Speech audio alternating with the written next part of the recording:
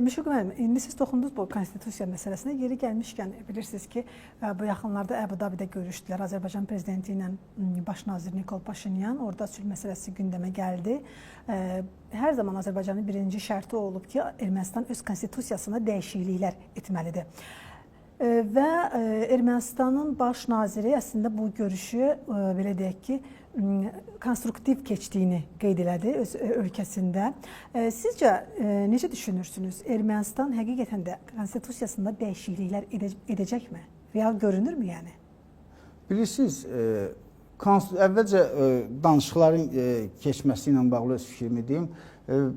Orada həmin danışıqlarda konkret yol xəritəsi təqdim olunmuşdu və ilkin məlumatlara görə bu yol xəritəsi Birləşmiş Ştatlar tərəfindən təqdim olunub və yəni müzakirə ediləcək konkret məsələlər vardı.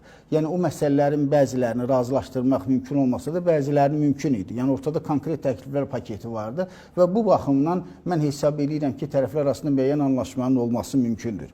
Və bu davamlı şəkildə də bu Əbu-Dabi platforması davam edə bilər. Ola bilsin, hər dəfə liderlər səviyyəsində yox, bir dəfə Xarici İşlər Nazirləri səviyyəsində və s.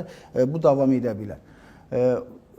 O ki, qaldı konstitusiya dəyişikliyi. Bu yaxınlarda Ermənistanın Ədliyyə Naziri Sırbuğu Qalyan belə bir açıqlama verdi ki, biz artıq yekunlaşdırmışıq.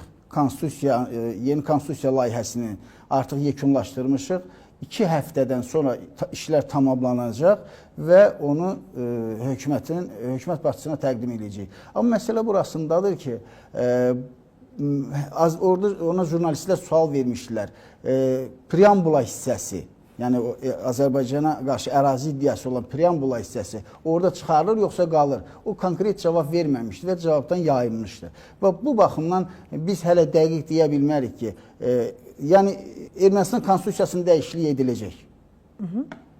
Bu gözləniləndir. Yəni, çünki bugün Paşinyanın məsələn kilsə ilə baş verən qarşıdurmasının həlli konstitusiyanı dəyişməkdən keçir. Çünki konstitusiyada kilsənin müstəsna səlahiyyətləri var ki, bu onun siyasətə müdaxiləsinə şərait yaradır. Ermənistan konstitusiyasının 18-ci maddəsində. Və bunu kilsənin siyasətə müdaxiləsinin qarşısını almaq, ona qadağa qoymaq üçün Paşinyan konstitusiyanı dəyişməlidir. Ona görə də bu islahatlar baş verəcək. Həm də Ermənistan konstitusiyası, bayaq sual verdiniz, Avropa İttifaqına üzvülük. Ermənistan qanun qəbul edib. Avropa İttifaqına üzvülüklə bağlı. Amma bu konstitusiya salınmalıdır.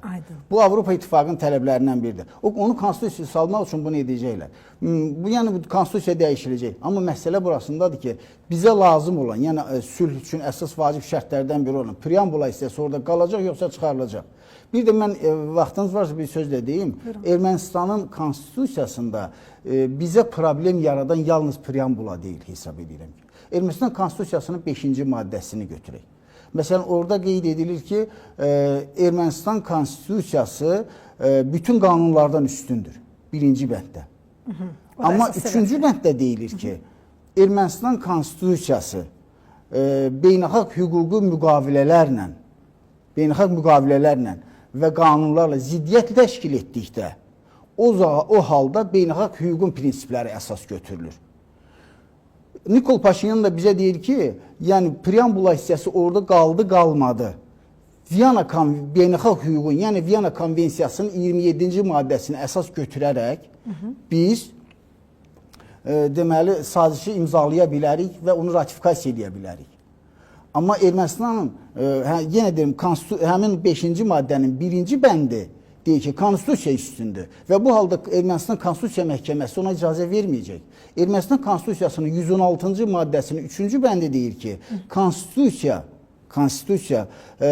əgər beynəlxalq müqavilələrlə ziddiyyət təşkil edirsə, o halda parlamentin o müqaviləni ratifikasiya etmək hüququ yoxdur.